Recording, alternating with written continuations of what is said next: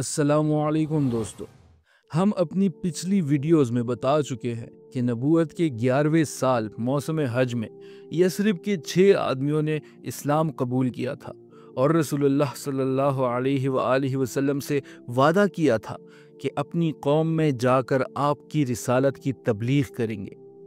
اس video میں ہم سیرت النبی کے اس سفر کو وہیں سے آگے لے کر چلیں گے۔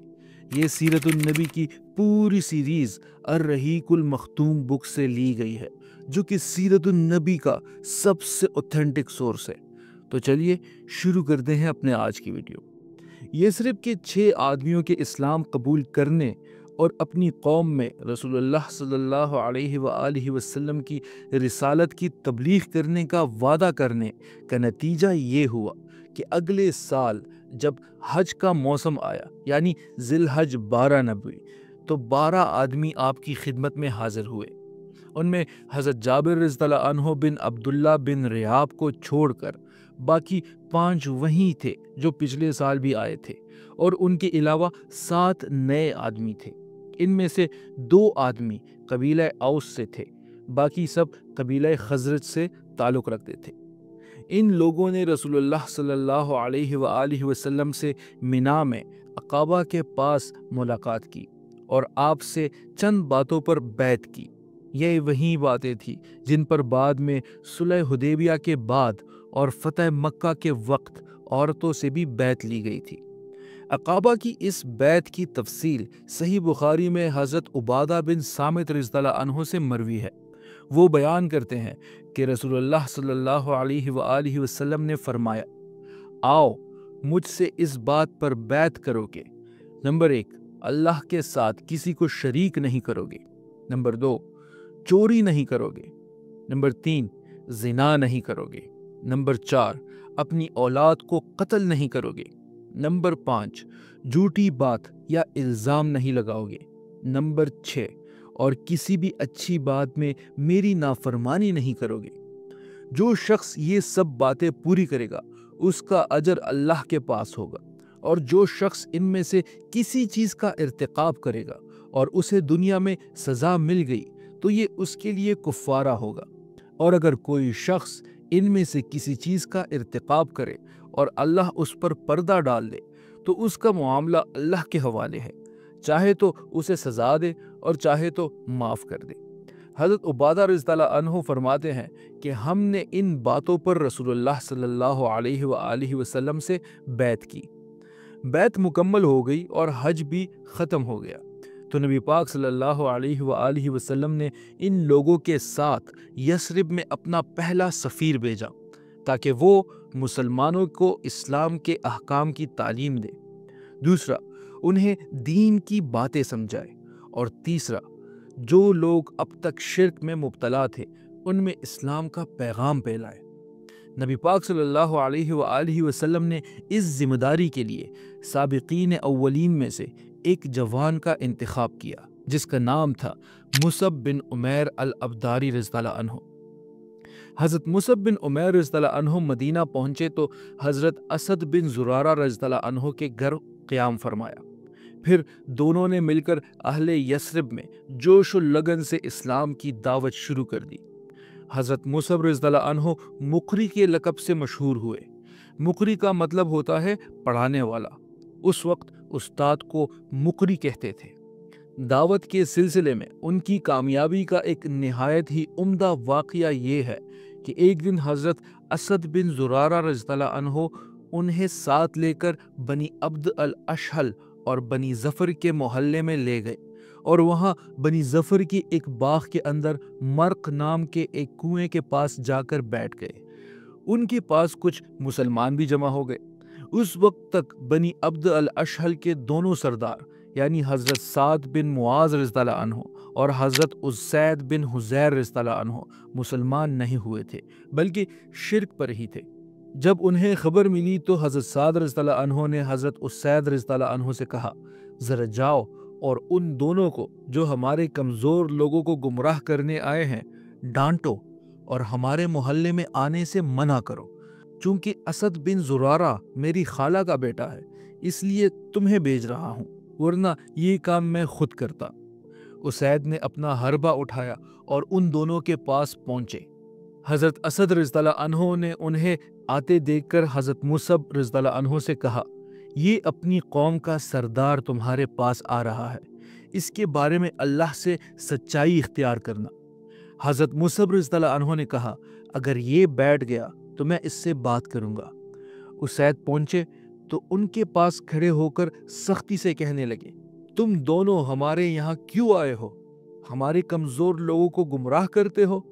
اگر اپنی جان کی فکر ہے تو یہاں سے چلے جاؤ۔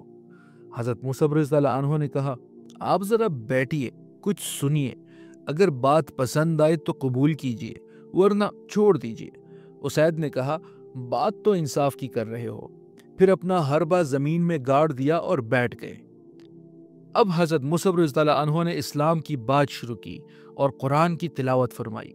ان کا بیان ہے کہ باخدا ہم نے حضرت اسید رضی اللہ عنہ کے بولنے سے پہلے ہی ان کے چہرے کی چمک دمک سے ان کے اسلام کا پتہ لگا لیا۔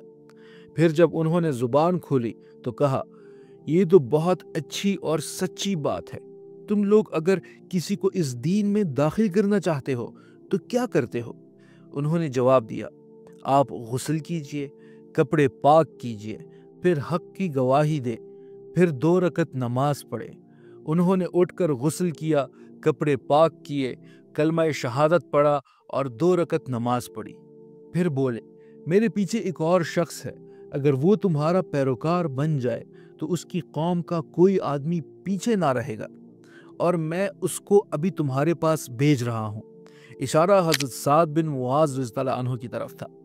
پھر حضرت اسید رضی اللہ عنہ نے اپنا حربہ اٹھایا اور واپس حضرت سعد رضی اللہ عنہ کے پاس پہنچے۔ وہ اپنی قوم کے ساتھ محفل میں بیٹھے ہوئے تھے۔ حضرت اسید رضی اللہ عنہ کو دیکھ کر بولے، اللہ کی قسم، یہ وہ چہرہ لے کر واپس نہیں آ رہا جو لے کر گیا تھا۔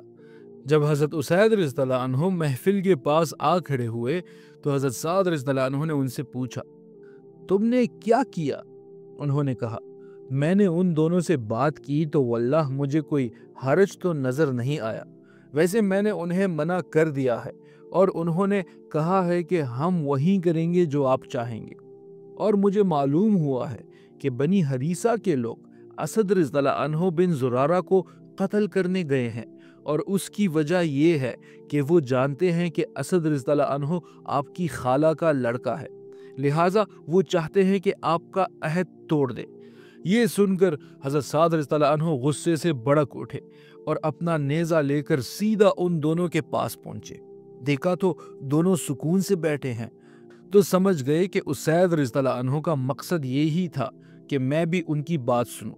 پھر جب ان کے پاس پہنچے تو کھڑے ہو کر سختی سے کہنے لگے، اور حضرت اسد بن زرارہ رضی اللہ عنہ کو مخاطب کر کے بولا، خدا کی قسم، اے ابو امامہ، اگر میرے اور تیرے درمیان قرابت کا معاملہ نہ ہوتا تو تم مجھ سے اس کی امید نہ رکھ سکتے تھے۔ ہمارے محلے میں آ کر ایسی حرکتیں کرتے ہو جو ہمیں گوارا نہیں۔ ادھر حضرت اسد رضی اللہ عنہ نے پہلے ہی حضرت مصعب رضی اللہ عنہ سے کہہ دیا تھا، تمہارے پاس اب ایک ایسا سردار آ رہا ہے جس کے پیچھے اس کی پوری قوم ہے، اگر اس نے تمہاری بات مان لی تو اس کی قوم کا کوئی بھی بندہ پیچھے نہیں رہے گا۔ اس لیے حضرت مصعب رضی اللہ عنہ نے حضرت سعد رضی اللہ عنہ سے کہا، کیوں نہ آپ بیٹھ کر سنیں، اگر بات پسند آئے تو قبول کر لے ورنہ ہم آپ کو تکلیف نہیں دیں گے۔ حضرت سعد رضی اللہ عنہ نے کہا، بات تو انصاف کی کہہ رہے ہو، پھر اپنا نیزہ گاڑ کر بیٹھ گئے۔ حضرت مصعب رضی اللہ عنہ نے ان کے سامنے اسلام پیش کیا اور قرآن کی تلاوت کی۔ ان کا بیان ہے کہ ہمیں حضرت سعد رضی اللہ عنہ کے بولنے سے پہلے ہی ان کے چہرے کی روشنی سے ان کے اسلام کا اندازہ ہو گیا۔ اس کے بعد انہوں نے کہا، تم لوگ اسلام میں داخل کرتے ہو تو کیا کرتے ہو؟ انہوں نے وہی کہا جو پہلے کہا تھا کہ آپ غسل کیجئے، کپڑے پاک کیجئے، پھر حق کی گواہی دے، پھر 2 رکعت نماز پڑھے۔ حضرت سعد رضی اللہ عنہ نے وہی کیا۔ اس کے بعد اپنا نیزہ اٹھایا اور اپنی قوم کی محفل میں تشریف لائے۔ لوگوں نے دیکھتے ہی کہا، ہم باخدا کہہ رہے ہیں کہ حضرت سعد رضی اللہ عنہ جو چہرہ لے کر گئے تھے یہ وہ نہیں۔ پھر جب حضرت سعد رضی اللہ عنہ اہل مجلس کے پاس آ کر رکے تو بولے، اے بنی عبد الاشہل، تم لوگ اپنے اندر میرا معاملہ कैसा जानते हो? उन्होंने कहा, आप हमारे सरदार हैं, सबसे अच्छी समझ रखते हैं और हमारी सबसे बरकत वाले रहनुमा हैं। उन्होंने कहा, अच्छा तो सुनो, अब तुम्हारे मर्दों और औरतों से मेरी बातचीत हराम है जब तक कि तुम लोग अल्लाह और उसके रसूल सल्लल्लाहु अलैहि वसल्लम पर ईमान ना लाओ। उनकी इस बात का ये असर हुआ कि शाम होते होते इस कबीले का कोई भी मर्द और कोई भी औरत ऐसा ना बचा जो मुसलमान ना हो गया हो। सिर्फ एक आदमी जिसका नाम उसैरम था, उसने इस्लाम जंग उहद तक कबूल ना किया। फिर उहद के दिन उसने इस्लाम कबूल किया और जंग में लड़ते हुए शहीद हो गया। उसने अभी अल्लाह के लिए एक सजदा भी ना किया था। नबी पाक सल्लल्लाहु अलैहि वसल्लम ने फरमाया, इसने थोड़ा अमल किया और ज़्यादा अजर पाया। हज़रत मुसब रज़ियल्लाहु अन्हु, हज़रत असद रज़ियल्लाहु अन्हु बिन ज़ुरारा ही के घर में रुक कर इस्लाम की तबलीग करते रहे, यहाँ तक कि अंसार का कोई घराना बाकी ना बचा जिसमें चंद मर्द और चंद औरतें मुसलमान ना हो चुके हो। सिर्फ बनी उमैया बिन जैद, खातमा और वैल के मकान बाकी रह गए थे। मशहूर शायर कैस बिन असलत उन्हीं का आदमी था और ये लोग उसकी बात मानते थे। इस शायर ने उन्हें जंग खंदक यानी 5 हिजरी तक इस्लाम से रोके रखा। बहरहाल अगले मौसम हज यानी 13वें साल नबूवत का मौसम हज आने से पहले हज़रत मुसब बिन उमैर रज़ियल्लाहु अन्हु कामयाबी की खुशखबरियाँ लेकर रसूलुल्लाह सल्लल्लाहु अलैहि वसल्लम की खिदमत में मक्का तशरीफ़ लाए और आपको कबाइल यसरिब के हालात, उनकी जंग और हिफाजती सलाहियतों और बलाई की काबिलियत की तफसीलात सुनाई। तो दोस्तों, अपनी अगली वीडियो में हम आगे के वाक़यात जानेंगे। तब तक के लिए हमें इजाज़त दीजिए। अल्लाह हाफ़िज़।